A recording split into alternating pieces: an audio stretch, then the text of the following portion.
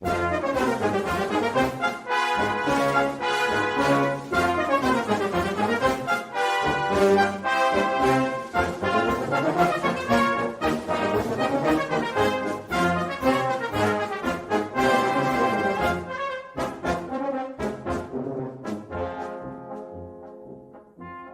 listening to Three's a Crowd, the North East Footy podcast, with Rye for Borough, Steve for Newcastle United, and Ted for Sunderland. Good morning. Welcome along to Three's a Crowd, the North East Footy podcast, and it is good morning to Ted and good morning to Rye, who are sitting nervously, I would say, this morning, because it is the Derbysh coming up on Monday, and I think we will be talking about that in depth today. Newcastle, of course, play today at home against Fulham. I'll be giving my views on that, and anybody's got any questions or points that they want to bring up, jot them into the chat, and we will come to that as well. And at half an hour in, we do have the cat and the various trolls of the week that we've been sent around the football world. But good morning, everybody in the chat, and good morning to everybody. Please give it a share, and don't forget to give us all a follow. Ted the Mackham, Invictus, and at Steve Wraith on X, and you'll be able to find the links for our podcasts on X. Get yourselves over to there, maybe after the show. But morning, lads, and Rye. This is it. This is it. We've been talking about this for the last couple of weeks. Everybody's been, excited about this big game. When you look at the league table at the moment, Sunderland sitting in fourth place, 55 points, 5 points off the top.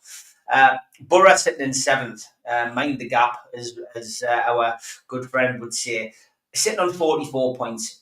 Is this a must-win game for Borough if you've got any hopes of, troubling that top two spot?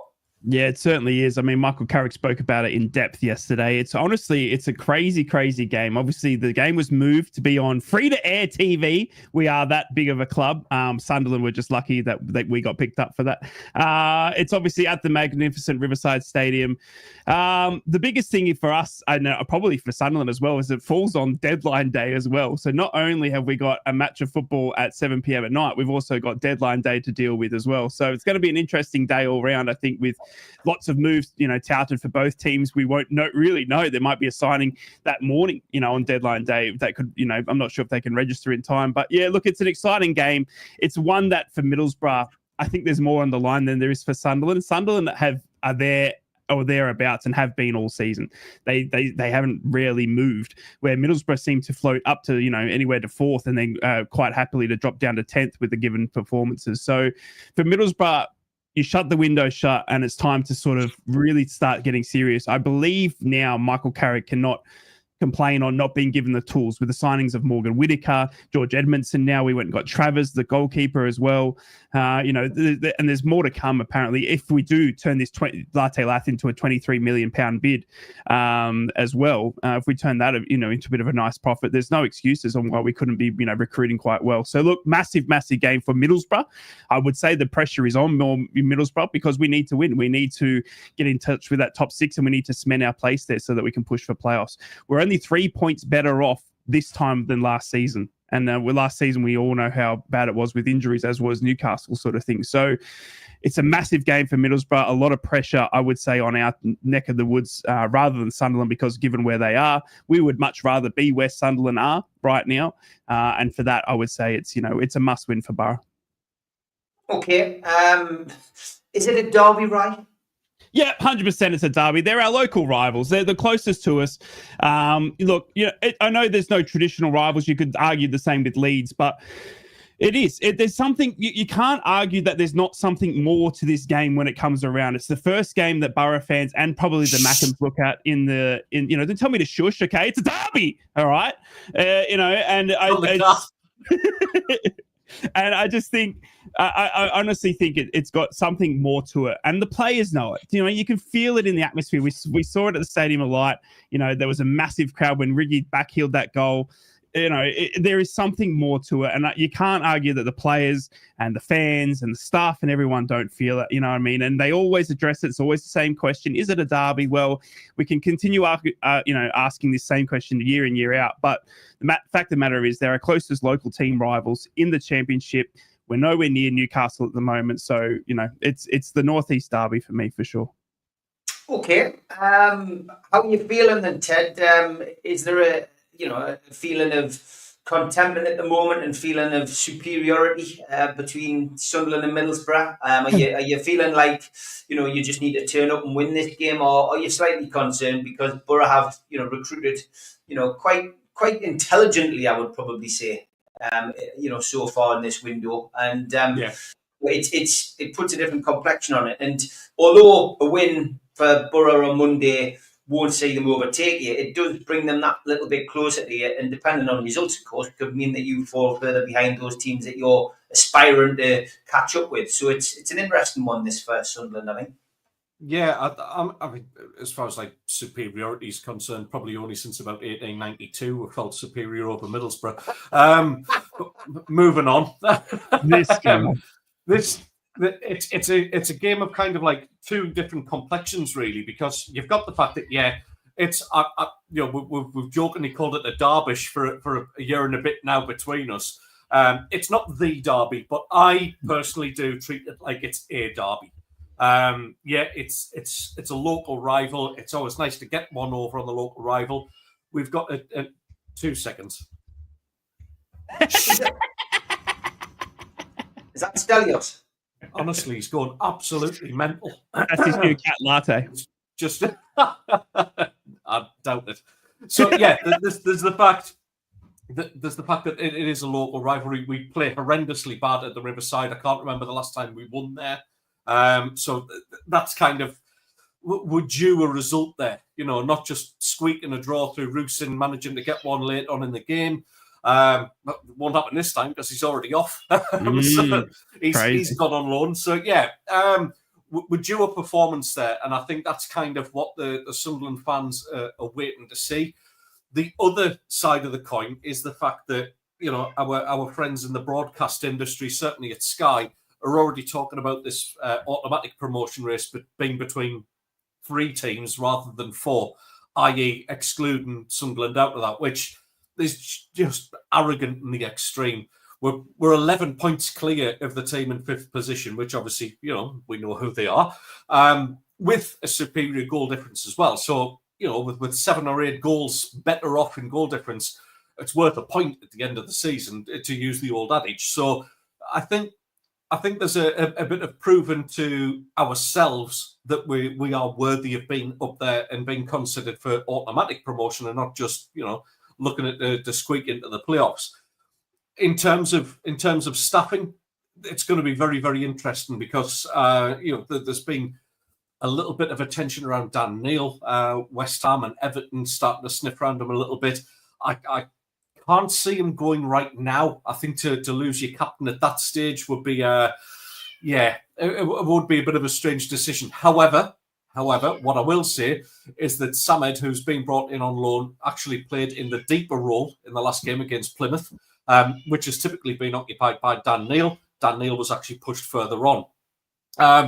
So we're spoiled for choice with attacking midfielders. You've got Riggy, you've got Job. Obviously, we've got Lafay now as well.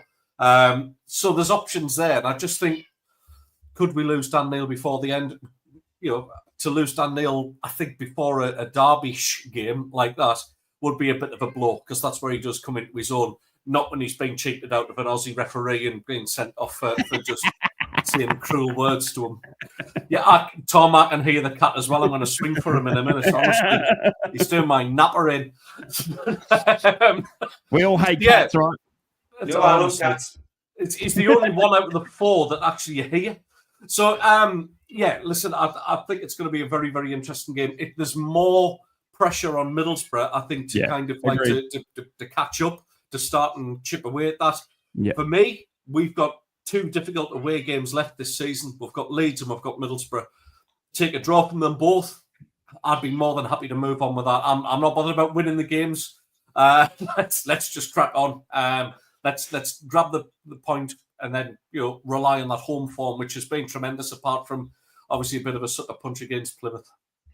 Okay, well, seeing that you brought that up, I'm going to start with you on my next question, and that was what went wrong last weekend. Was it because we predicted, because I predicted a 5-0 win for Sunderland, that Sunderland drew 2-2 with Plymouth? I mean, that's got to be the worst result of the season so far, Ted. I think if Labrise is honest, he got that wrong. I think that was the first time we've seen him tactically get it wrong. It was. But I feel like we waited too long for the substitutions, and it just felt like we had too many defenders on. At that stage, I feel like we should have been going in for the kill rather than, sitting back and sort of protecting a one-goal lead. We need to learn from that, and we need to go and finish teams off. There was chances to put them away. It was just a typical sucker punch, and Plymouth are fast turning into a bit of a bogey side for us, to be honest with you. I mean, that's literally what we've taken a point off Plymouth this season when everybody else is absolutely murdering them. So yeah, listen, it's a blip. The league home record is still intact. We are very, very difficult to beat at the Stadium of Light. We win more games than we draw or lose. So we've got that kind of 100% record still intact. Yeah, it's a bit of a blow, but the thing that I'm hoping for is a bit of a reaction to that. Obviously, there was some disappointment there. There's players at the back who I think need to step up a little bit and step up to another level. And this game on Monday just represents a perfect opportunity to bounce back from that and really, turn the screw on automatic promotion. Right, a defeat last week. And again, I mean, I think if I remember rightly, you said that it wasn't going to be an easy game. But, 2-1 at Preston. It was, I don't really think Borough really turned up at that game, to be honest, right? No, it was frustrating, mate. Latte Lath going off in the first 7 minutes, I think, with a groin injury, kind of sort of tell the tale of the afternoon. It was then we sat back. It's at Deepdale. I mean, Paul Heckenbottom's a heck of a coach, by the way. Tactically, he got it right. He just sat back and defended deep. Not once did I not see 11 Preston men in the box defending, letting Ben Doak cross in, but there was just no one there because there was 11 Preston men sitting there. And then they get us on the counter. And they scored two very good, two good goals thanks to us absolutely being the most joke of a team defending whatsoever. Honestly, lads, if you ever want to laugh, please look at the 2 goals that Preston scored, because the second goal especially, I mean, we were talking about this before. I got demonetized on YouTube because I swore too much. It was that such was the level of defending that we put up. But look, it was frustrating. It's one of those games, again, where Middlesbrough seem to do well against the teams they shouldn't, and poor against the teams they should beat. And, Preston were no different. Unfortunately, we just keep shooting ourselves in the foot. It's been a big week or so, though, in between them, with Morgan Whittaker, a new goalkeeper, George Edmondson coming in on it. It's actually been a complete, it was a feeling of, and I spoke to someone about this within the club. He summed it up. There was a feeling of staleness around the club, and I think January has really freshened things up for us.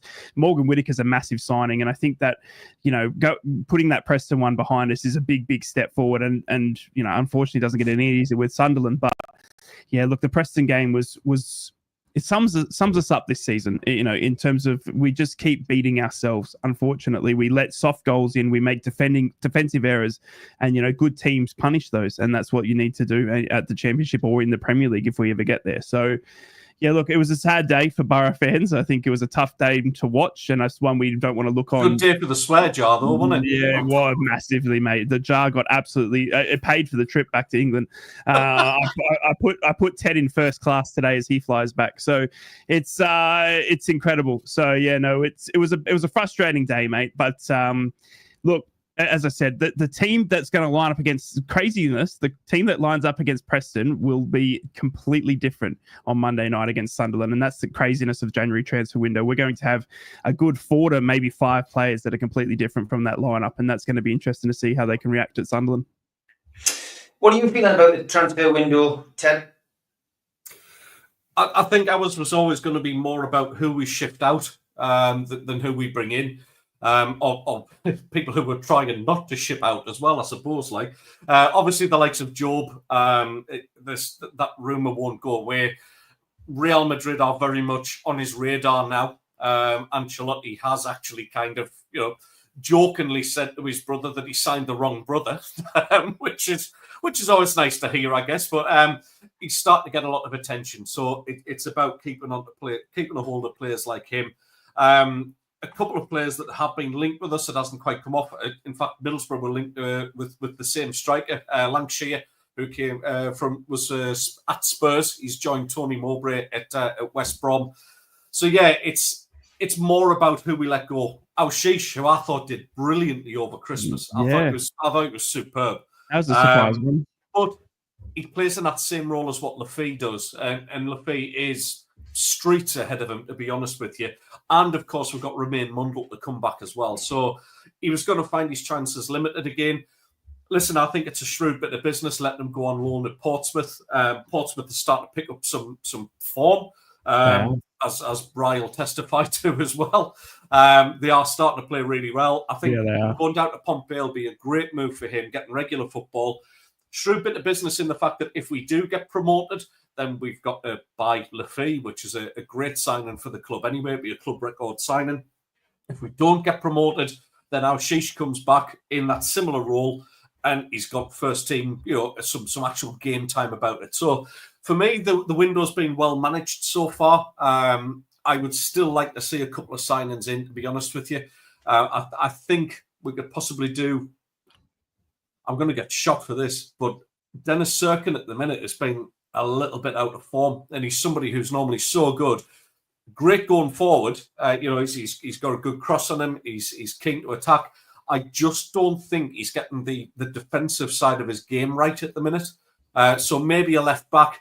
I would personally love to see another centre back come in. That's to accompany Mepham, because I think O9's just been caught ball watching a couple of too many times. Ballard is in and out the side. He can't get back in.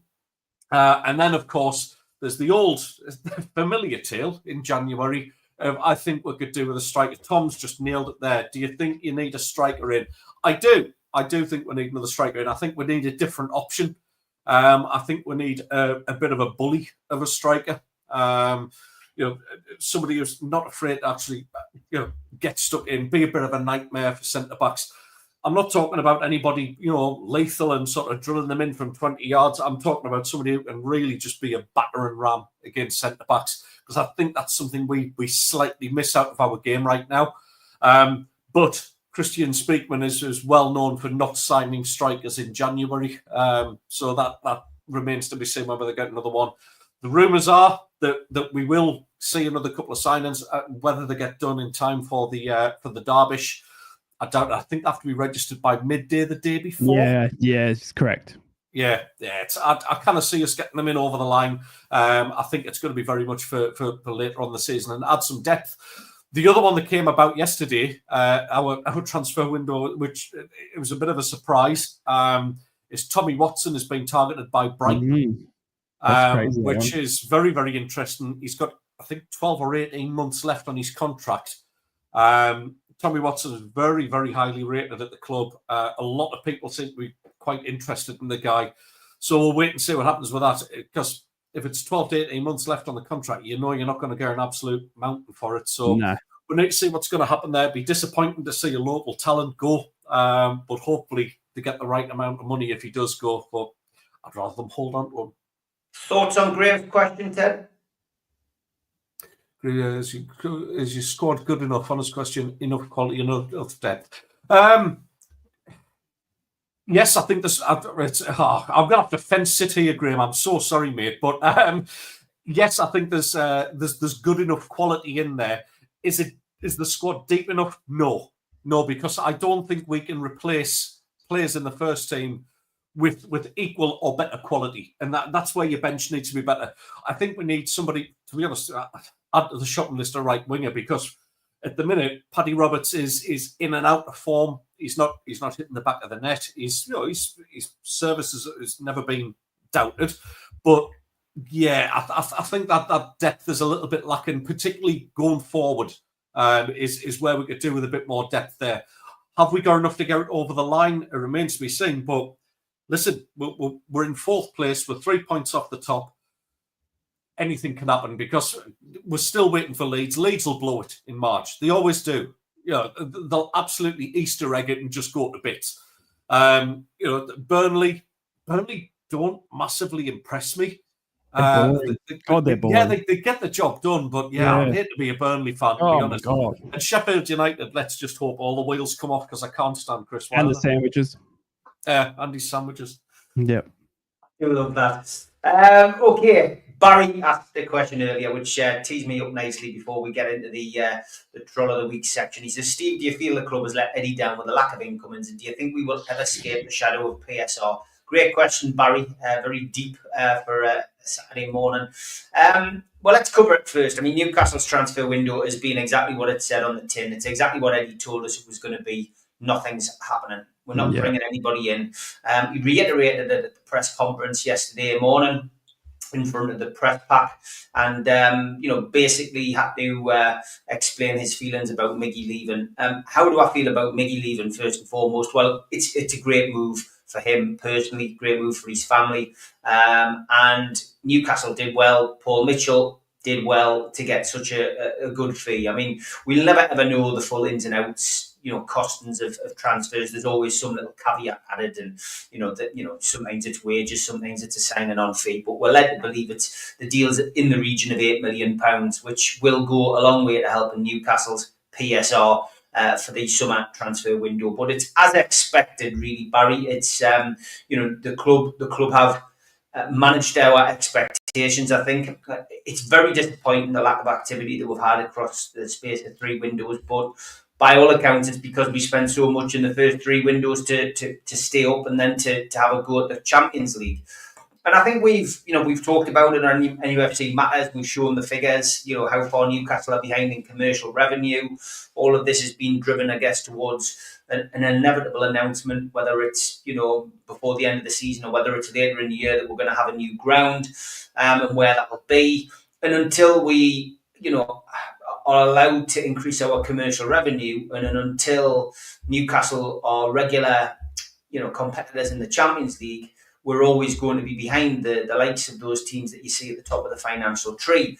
Doesn't mean that we can't compete. Doesn't mean that we can't inevitably win a trophy, and it doesn't mean that we can't be regularly, in and around the Champions League places. You just need to look at the table at the moment to see how far we've come in a short space of time. Previous seasons, Newcastle couldn't finish above Manchester United. It was the only team that hadn't finished above. Last season, we did it. This season, we're currently double figures away from Manchester United at this moment in time. You never thought that day was coming. That is an improvement on where we were 3-4 seasons ago. We are in a different kind of landscape now. We're not worried, about relegation anymore. We're not worried about really losing star players on a season to season basis. It is disappointing though as a fan, because you do want to see Eddie Howe given the opportunity to grow the squad, to build a team around your blue chip players like Alexander Isak, like Sandro Tonali, and like Anthony Gordon. And you want to see Newcastle invest in some of these players we're linked with. I think it says a lot that Barry, who is in the chat this morning, who sends us a spreadsheet of players that Newcastle have been linked with, in the summer it was over 200. I think it is over 100 now, but less players linked with Newcastle in this window tells you that it's probably now in a situation where the journalists are clearly thinking, well, there's no point in speculating, because Newcastle fans won't click on it now, because ultimately they know that there's nobody coming in. Am I convinced that Monday might see Newcastle bring somebody in on the right-hand side to compensate for Miggy leaving? Look, it's a possibility. Anything can happen in football. I was doing a talk-in with Lee Clark last night, and Lee was talking about his son Bobby, and Bobby, of course, as we know, is Red Bull Salzburg. But at the moment, I think Lee is quite hands-on with Bobby's moving and shaking, and there's 5 clubs have been in for him this week for young Bobby making offers. Amongst them have been Celtic and Rangers, both keen on bringing maybe him to a new club, and that really is something which could happen in Newcastle. It might just be something that happens, and Lee will say 1 minute it looks as if the deal's done, the next minute it goes cold, and that's the situation I think Newcastle find themselves in. We are seemingly heavily linked with Tyler Diblin at Southampton. I think most people would see that as a good move for him and a good move for us, and I think that would be a positive signing. But there's also some ludicrous links as well, which we've seen. But honest opinion, do I think they've let him down, which was your question, Barry?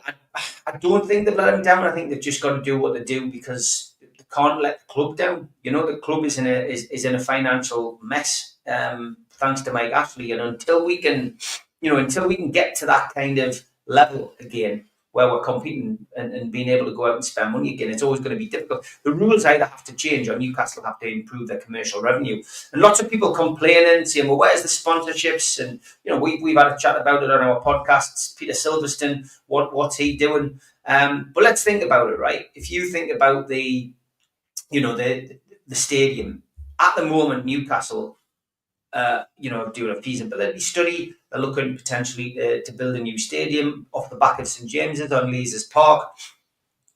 What sponsor is going to come in and sponsor St James's Park when they know that there's a new St James's Park going to be built? That's the problem Newcastle have created for themselves. No one's going to come in and say, there is a wonderful sponsorship if they know that it could be changed 4 or 5 years down the line. And that's how long it's going to take, I would say, to get a feasibility study finished, to get the planning and permission done, and then obviously to build the stadium. So it's not going to happen overnight. So I think that's one of the sticking points. I get it why people are saying, well, what about the training ground sponsor? Well, of course, Newcastle are looking to build a new training ground. So a training ground sponsor is going to be the same. So there are other things they can do. There are other ways of making money. Unfortunately, at the moment, it looks like it's the fans who are going to pay. And if you want to go to the match, you're going to have to pay. Prices are going to go up. The Platinum Club is going to go up in price next year because, the vast majority of fans in the Platinum Club were still on the 10-year deal, which was extended because of COVID. That ends this season. That means that season tickets in that area, which are as little as £562, will double in price. There's no doubt about that. The boxes at St James's Park, the corporate boxes, of which there's a 300 waiting list, we're led to believe, for corporate boxes, and are on average price £50,000 at this moment in time, will go up. The index linked to go up by 20%. Which again, businesses, we've got to find the money. It sounds like a drop in the ocean, but that's not 50 grand, that's 60 grand. So suddenly 60 grand for a box. Actually, people got all their cup games included in that. You only get one FA Cup game and one League Cup game. You have to buy your tickets for the rest. So a few of those boxes have stood empty apparently this season. So costs money to decorate the box for the opposition fans, though. Well, we could get Sunderland involved in that, 100%. But you know what? I'm not disappointed, lads. I'm not disappointed. It's because we were told by Eddie at the start of this transfer window not to expect anything. That was my mindset. I'm not expecting anything to happen. So if it doesn't happen, then you can't see he didn't tell us. Do I think it's going to affect us moving forward this season? Of course it is. We could get injuries. Well, we are literally an Alexander Isak and Jacob Murphy injury away from not having anybody to compete over the next few weeks until we get Callum Wilson and Harvey Barnes back. Wilson's due back in a week's time. He was training again this week, but not doing the full training session. But they're saying he could be available maybe for the Birmingham Cup game. Harvey Barnes is slightly behind. He's not expected to be back on the grass until maybe 2 weeks' time, 3 weeks' time. So, attacking options, because Miggy's gone, are somewhat limited now if we get injuries. But if we don't get injuries, and we'll continue in the same vein of form, then we will be fine. But as Graham says, PIF are investing across the club. Patience is a virtue. So that's the kind of mindset you've got to have. We can't complain. We're getting some great games, some great performances, some wonderful goals. We're at the right end of the table, and we're getting cup runs, which we've never had for many years on a regular basis. And potentially on Wednesday, we could be in our second League Cup final in 3 years, which is something to be proud of. And law of averages says you'll win one day. So we've just got to accept that. Lots of questions coming in. Thank you for I've got one for you, Steve, as well. Yeah, I've got a question just relating to the commercial revenue side of things. It is a very serious show this morning, isn't it? Blimey. It is, yeah. I'm in shock. So, you did say you were going to do something completely different. So yeah. Look at Ryan serious. Ryan was doing a serious face there, unless he was. I know. That's nice. He's got wind. Lipstick on as well. I think. He's got lipstick and he's got lipstick and rouge on as well. Yeah, well, I do. Our little Belisha Beacon. No, quick question for you, Steve. Where do you stand on naming rights for the stadium? Because obviously, it's no secret Newcastle need to improve on the commercial revenue. I know it's a one that divides fans, but if there was a sponsor came in that wanted to name St James's Park something else after their own business name, where do you stand on it?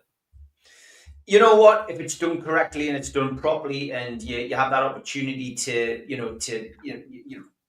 make money from it, Newcastle fans wouldn't object to that. It was the way that it was done last time. It was the fact that it was just one morning we woke up and the ground that we've always called St James's Park for many, many years was suddenly called Sports Direct Arena. And it was done for one reason, to promote sports. Just a joke to really promote our former owners, sports brand. Exactly, that was it. And I mean, we were unfortunate in that sense that we all fell for it. Me included. We were all parts of the campaign to try and drive Ashley out. And you know what? I don't regret it. I don't regret, protesting against Ashley. With hindsight, I would have done it in a different way. But ultimately, you know what? It's in the past now. Newcastle United fans, if they were consulted about it being called, Saudi Airlines at St James's Park, and it was bringing in millions of pounds, which ultimately helped us. I wouldn't be miserable about it at all. Anyway. Time to lighten the mood a little bit. And we have, I can't see Jules in the chat this morning, but I'm sure she'll catch up. Troll of the week.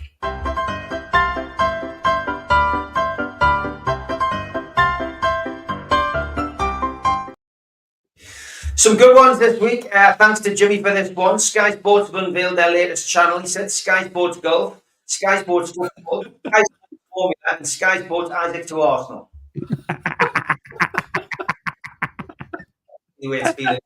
And the even of track 1995, 1998, 2000, 2001, 2006, 2015, and Ange Postecoglou Spurs logo in the bottom. Thank you to Troll Football for that one. Love it.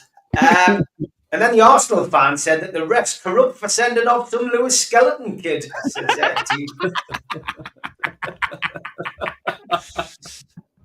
Very good. And there we go. Miles Lewis Skelly will be suspended for the trip to Manchester City as well as the game against Newcastle. Who sent him off? Mike Oliver, a Newcastle fan. It's bad. It's corruption. It needs to be called out. Share it everywhere. God, Arsenal fans really are the ones that keep on giving.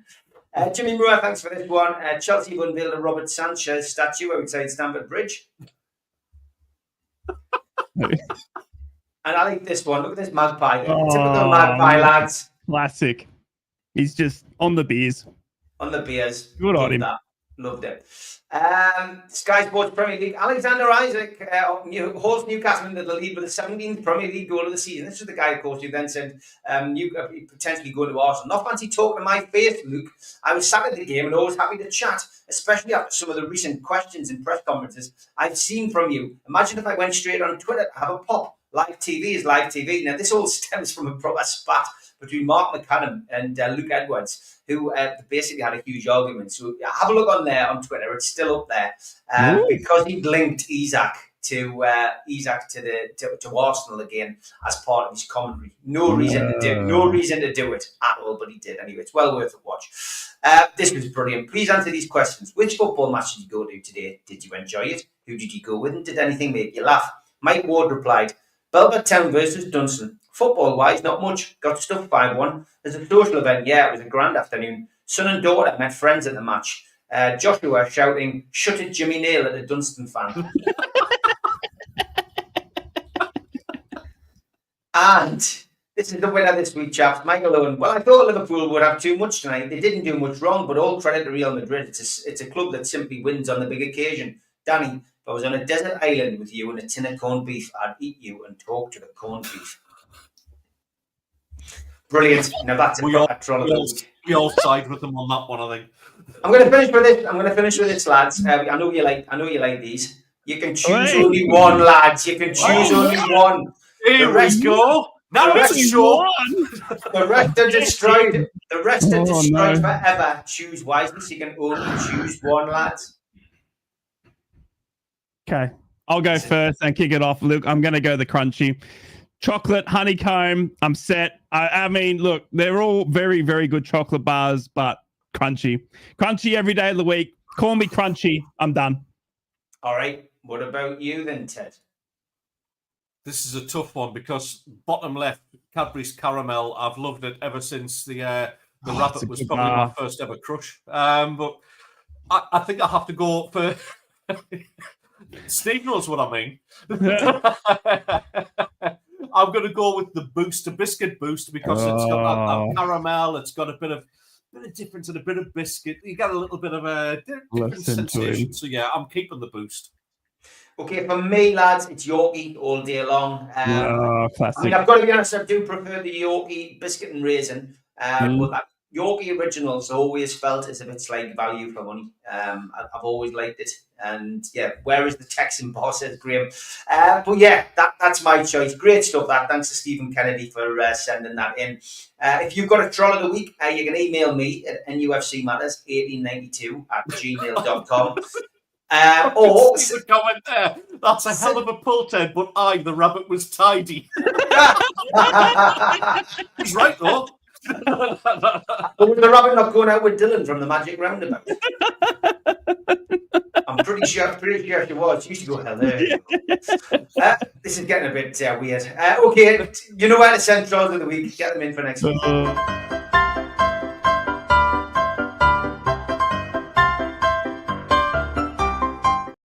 When we do these, we always get a load. Topic is from Digital Ed. Bounty says tough enough. Star bar every time. No contest. Crunchy.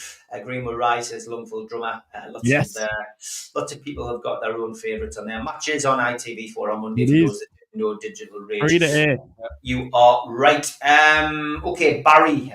This is a question really for both of you guys. Says Ted. It would be amazing to see all big three North East teams back in the Premier League. Do you think you will cope if you come up? So that's a question to you both. Ted, I'll ask you first because he directed it to you. Honestly, I don't think any club coming up from the Championship can cope at this moment in time. Even ones who have been financially very, very well backed, clubs with deeper pockets than what Sunderland and Middlesbrough have as well. I genuinely think we'd have to do what Fulham did over a few years, which was, get relegated, rely on the parachute payments, and keep the nucleus of a squad together, spend wisely, and get back up. And they did it gradually. The advantage that the likes of Brentford and them had when they went up is you can attract big players to the London area. Middlesbrough and Sunderland are always going to struggle in terms of bringing in the quality players that you absolutely do need to survive in the Premier League. It's not guaranteed to work, of course, but I honestly don't think we would survive in it. I'd be very, very pleasantly surprised if we were to go up. I can't see us doing as bad as what we did when we had that horrendous season under Mick McCarthy, of course, but it could happen. You look at Ipswich, who blew a lot of teams away in the Championship last season, and they look like a pub team by comparison. Southampton the same. Southampton are dreadful, and it's not that they're dreadful football clubs. It's just that gulf is just getting wider and wider, and the longer it takes you to get promoted, I think the more that gap is going to develop. So it's a great question. I just doubt any team coming up at this moment in time could survive at the first time of asking. Right, what about you? Yeah, I think we could come up and win it all and the Champions League quite easily in the first season. I think we've got the know-how, we've got the skill, we've got the depth. I think Tommy Conway is pretty much, I think Isaac is a poor man's Tommy Conway, to be honest with you. Isaac watches Tommy Conway highlights and just reiterates what he wants to do. So, no, look, I think I completely agree with Ted. How can I not? Every team that goes up, teams that blow us away in the championship, you see them come back down and they are top of the championship again. Like this season, Burnley, Leeds, you know what I mean? They're all up there, and Sheffield United, who got, what was it? They leaked in the most amount of goals ever in a Premier League season, are top of the championship. So it shows you that they are not a bad football club. It's just the gap into the Premier League is way too big. And unless you do, and we've said this week in, week out, unless you go up and do a Nottingham Forest where you teeter the line, if not cross it in terms of breaking the transfer to just completely rebuild the squad, then you really don't have a hope, and you've really got to break the bank. And I just don't think Sunderland and Middlesbrough are the types of teams to go up and do a Nottingham Forest. I think we would spend, and I think we would spend probably wisely, but I think it'd be an expectation, much like kind of what Ipswich and kind of what Luton Town, even though it didn't work, have kind of done, is that you go up and you build the team for the next season of the championship so that you can go back and then have another crack at it and so on and so forth. So no, I don't think anyone can go up from the championship level and expect just to be mid-table and just be, gone are the days of the Brightons, the Brentfords and that, when they go up and they just seemingly were solid. Do you know what I mean? Unless for some glorious chance, another Premier League team is doing that poorly. And we saw it, with Everton and all that, but those teams have been established in the Premier League for years on years on years. They have the budget, they have the pulling power, as much as, we would say we'd like to think we do. They still, if you put Everton next to Middlesbrough or Sunderland or whatever, even those teams down the bottom, they still have the pulling power. So it's tough. I think we'd love to be up there just to have a crack at it. We saw that in 2016 where we came straight back down after having the best defense in the league as well. So no, I don't think it's easy for any team going up, and I don't see any team going up and blowing away the Premier League at this very stage. Okay, interesting stuff. Yeah, I agree with both of you. I think it is such a big jump digital since look at Luton, and so many teams that come up just literally spend their lives in the Premier League at the bottom and go back down. And there is of course exceptions. You look at teams like Nottingham Forest, for example, who came up and ploughed heavily in and took the points deduction and managed to get on a great run. Newcastle, it has to be said, Newcastle were at risk under Ashley of being a yo-yo club, and the time they went down, they came back up rather fortuitously, to do that really under that Ashley regime, but they did. But it is becoming more difficult. The gulf is big. And it's getting bigger, and I think I've said it on here as well. The Premier League at the moment, there is almost just a top and a bottom. There is no middle now. When you look at those kind of results that are happening with the likes of or teams now who have been shrewd with investment or have sold a star player and to play the PSR game. Your Brentfords, your Brightons, your Bournemouths, all of those teams now are in amongst your runners and riders, and on a day can beat anybody. So once upon a time you would probably look at a game and say Fulham, you could probably chuck that in the mix as well and say, that's an easy 3 points. Not anymore. You let your standards drop, you're getting beaten in the Premier League off one of those teams, and that's why it's such an exciting league this season. Nobody's running away with it, and the perennial winners, Man City, are really struggling this season, but you can't write them off. They could put a run together and they could still end up in that top 2, top 3, because now it's all about being in the Champions League. It's about finishing in those Champions League spots. That's where the financial is. And if you don't win the league one year, but you finish in the Champions League, the owners are still happy because that big money's still coming in. Quick one for you, Rye. Rye, what would you think of Giles playing as a left winger and playing in front of Borges? Yeah, no, it's a great question. And I was looking at that earlier, and we've actually just been in a debate on Twitter about it as well, of where can you fit in Morgan Whittaker into this front four of Ben Doku solidly on the right, Tommy Conway up front, Bergzorg, who's predominantly played on the left, and then Finn Azaz right behind the striker. How do you fit all of these players in? And look, I argue that Ryan Giles could definitely definitely play left wing. I think there's always been questions about his defensive capability on his tracking back, but I think the style that we have, T-side, I think you and I both know that Ryan Giles plays a better left back than a left wing, and I think the question is, I don't think there's room for Neto Borges and a Ryan Giles in our team. I think you'd be having to leave out a Bergsorg, even a Whitaker now. If Ben Doku could slide over to the left to accommodate that. So no, I don't think I don't think it would happen. I wouldn't want to see it happen because it would likely leave one of those players I just mentioned on the bench. And I think Ryan Giles for me has to start at left back now for the rest of the games. I mean, there was a sense for me, and I'm not sure if you felt it, T-side, but when Ryan Giles came into that left back role, it was this sense of, oh my goodness, we finally had it sorted. We finally got a left back that knows the way we play. We have a left back role that always floats up, and Ryan Giles is the perfect left back for me to do that. And we haven't seen anyone come back in and do what Ryan Giles could do. So Ryan Giles at left back for me, not as a left winger. Okay, I did have another question as well for you, Ryan. And it was from Tuffy. He says, will Latte be a Borough player on Tuesday, in your opinion? Tuffy. I messaged Latte just yesterday. Obviously, had a bit of fun with Latte over the years and that, and he didn't say anything back to me. I just said, look, it'd be so sad to see you leave, King, sort of thing. The rumours coming in are quite strong. It's tough though for me. It's always kept screaming that Latte's agent is trying to get a good bid in for his player. And he has gotten that through Atlanta. Obviously, the team that Newcastle quite familiar with Miggy going there as well. Miggy, by the way, 10 mil, and then Latte on top of that. Atlanta, are we good? Like, how rich are you? My goodness me! But £23 million bid for Latte. I think Latte's held it off till the end of January just to see if there's any Premier League interest where he wants to go. And that I don't think it's come. I don't think I think they've wanted to go, right, let's get a bid in because that'll start a bidding war and we'll just go get you into the Premier League. And it hasn't happened. And now you've got a bid that Middlesbrough at the club have gone 23 million. We'll take that. We bought you for 4.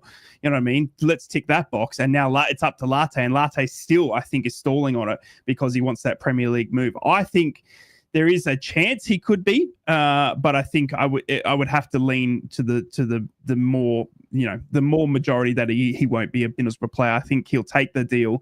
I think he'll go there on a very, very good wicket in terms of money. I think his weekly wages will be astronomical after signing for £23 million from Middlesbrough. A record signing for us as well. So.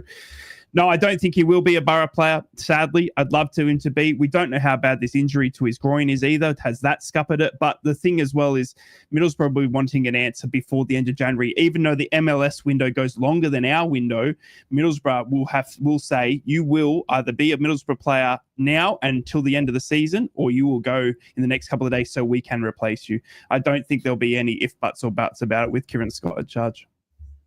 All right, good stuff. Let's have a look ahead to the Newcastle game. David, I'll give this is a good question. Ted's favourite partnership up top, Gabbiadini Gates or Quinn and Phillips? Great question, David. See, this is a head and heart thing because I grew up, obviously, I'm wearing the shirt that Gabbiadini was wearing back in the day. Gabbiadini's one of my favourite players of all time. I absolutely loved watching him. He was so fast, so strong as well. And a lot of great memories about Gabbiadini and Gates getting us out the old third division. But I do have to go for Quinn and Phillips because the partnership was just incredible. And Kevin Phillips gets the lion's share of the praise for what he did. Raoul and McCoist, good point, Graham. Good point. Gary Rowell, the Mag Slayer, yes. Quinn and Phillips for me, hands down. Games like the 4-1 thrashing of Chelsea and Phillips scoring 40-yard volleys and Quinn obviously coming up with the goods time and time again. Niall Quinn was a much better footballer with his feet than what people gave him credit for, by the way. Very, very nice player. Quinn and Phillips for me will always just edge it. Just. Okay, great stuff. Let's look ahead to Newcastle's game this weekend. We take on Fulham today. It is a good old-fashioned 3:00 kickoff. As for the news on teams, Harvey Barnes and Jamal Lascelles are still out. Callum Wilson, as I mentioned earlier, his return won't be this weekend. They're thinking potentially the FA Cup game next weekend. Interesting week for Newcastle as well. They've got league game today, Carabao Cup semi-final Wednesday, and an FA Cup game next week. All three competitions in the same week. Doesn't happen very often. Joe Linton, he's hedging towards another suspension. 2 bookings away from a 2-match ban, which he needs to be careful about. This is one of those games I can imagine him certainly getting booked because Fulham are a little bit feisty. Who are they missing this weekend? Harry Wilson, Reece Nelson and Kenny Tete are all unavailable due to various ailments. And how are Fulham doing? Ahead of their visit to Tyneside, they lost 1-0 to Manchester United on Sunday. Away from home, though, they are not really struggling. Not a bad team at all this season. They've won 4. They beat Forest, Palace, Chelsea and Leicester. They've drawn 4 away from home. Ipswich, Everton, Spurs and Liverpool. And they've lost 3 on the road. Manchester United, Manchester City and West Ham. They have scored twice in each of their last 4 Premier League away games, with 7 of the 8 goals coming in the second half of games. The referee today is Chris Kavanagh. It's the 3rd time he's refereed a Newcastle game, and a new name on VAR this weekend, Alex Chilowich. Never heard of him. I have to keep an eye out for him. Maybe he's a new ref on the scene, so interesting to see that. How do I feel this game is going to go? I am not confident at all, and that'll surprise Newcastle fans, I think. This is more of a banana skin, I felt, than Bournemouth was. I was confident about Bournemouth, but this is a game. This is the type of game that Newcastle lose or draw. I am not going to back Newcastle to lose, but I took a 2-2 draw on this. I think there'll be goals. I think Newcastle will score, but I also think that they're susceptible to conceding a goal. We've had a week off. It's the one thing in Newcastle's favour. We've had a day's more rest than Fulham. They played on Sunday. But yeah, I don't expect Newcastle to win this game. I genuinely think a 2-2, which isn't a bad result, but it depending on everybody else, of course, in the crowd, then I just think it's down to the atmosphere as well. We need to give everybody a bit of a push today. If the crowd and the team are in sync, we might get something out of it. But I'm going to go 2-2. Right. I guess you can see what you're nodding away. I think you can understand why I'm a bit pessimistic about this game. Yeah, look, obviously they got you in the reverse fixture, didn't they? And the first, goalless sort of effort they've had was against Manchester United last week, which was stunning. I think it's like the first time they haven't scored in 5 games or something in previous times. So, I mean, we all know what Fulham are like. Obviously, we remember that classic, Jackie Chan kick chest to the, in the last sort of, was it last year with Fulham v Newcastle? It was a classic red card. I think it's got one of those banana peels written all over it, doesn't it? I mean, Newcastle seemingly would, get the win over Fulham, but Fulham are a tough team to beat. If they don't, if they're not winning, then they're drawing, and if they're losing, they're only losing by 1 or 2 goals as well. So they seemingly have got it set at the back. Marco Silva as well, I think, is an astute manager. I think he's kind of gone under the radar again. Funny enough to say that. Do you remember when Marco Silva was touted to going absolutely everywhere, and it just sort of didn't happen? And then he stayed at Fulham, and Fulham have just seemingly still, ticked away and done very good recruitment and stuff like that. And they're 10th in the Premier League, so they're not an easy team to push over. I still think just Newcastle at home because of Isak. I just think Isak is the best striker in the Premier League. I think he's just hard. Anyone, I think there's a goal in him every game that I watch him play. So it's just whether Newcastle can handle Fulham's attack, which is very, very potent as well. So I'm going to go for a 1-1 in this one. I think Isak will score, but I think Fulham will get one back, and it'll be a 1-1 at the moment. But look, good game to watch. One of the picks of the afternoon for me. Okay, what's your feelings on this one, Ted? I'm the only one with any faith in Newcastle. What's going on here? Oh, you're trying to do that thing where you predict the win for Newcastle and then you're trying to get it back for last week. That's true. Never ever predict another Sunderland 5-0 win, Steve. No, I honestly think, listen, taking into what you're just saying there, Fulham have got some very good players. They really do. They're notoriously difficult to beat, but they've just got that little switch in them, like what we talked about with the sending off last season. And it's another one of them where Fulham will be up for this. They will be up for it, but sometimes that can spill over and just turn into silly, yellow cards. If they get bookings early on, it's going to curtail them a little bit. So I genuinely think Fulham might just become a cropper here. I think I'll give you a really rough game, and somebody's already mentioned about coming away with any injuries. I think it was Barry there. That's the one thing that's you've got to kind of watch out for, because they are a very, very physical side. Saying that, I think there's enough quality there in Newcastle's team to actually just pull off the result.